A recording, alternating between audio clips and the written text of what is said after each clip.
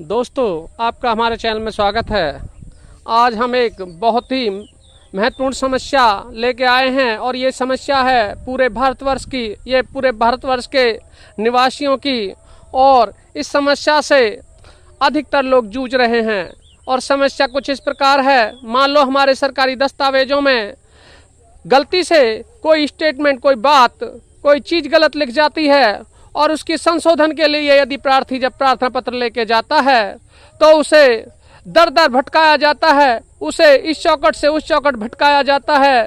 और हर अधिकारी एक दूसरे के पाले में बॉल फेंकता रहता है और ये कहता रहता है ये मेरा काम नहीं है, ये मेरा काम नहीं है, इसके लिए मैं रेस्पॉन्सिबल नहीं हूँ, इसे मैं नहीं करूँगा,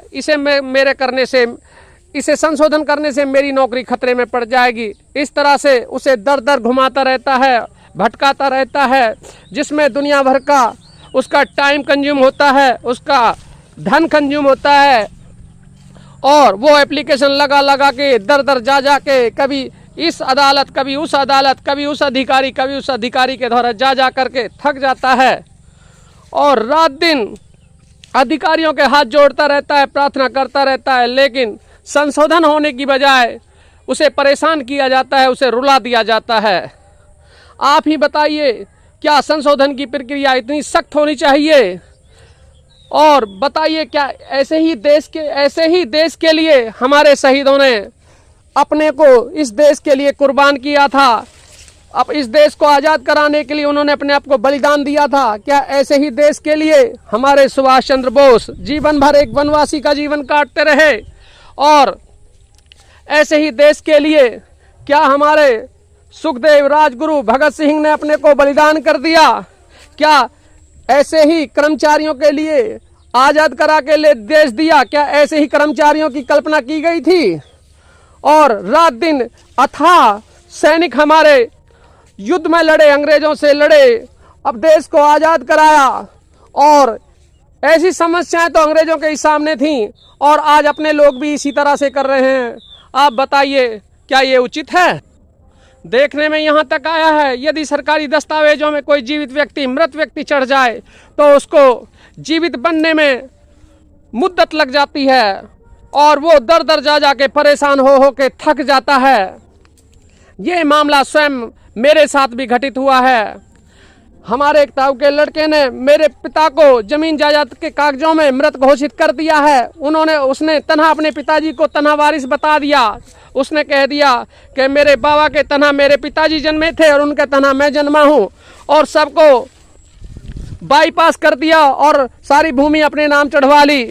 तो बताइए, और उसके संशोधन के लिए खुद मेरे पिताजी रात दिन अपने आधार कार्ड, अपने पैन कार्ड, अपने वोटर कार्ड, अपने सारे घर के कागज, सारी चीज़ें हिस्सा प्रमाण पत्र सब लेके जाते हैं, अधिकारियों को दिखाते हैं।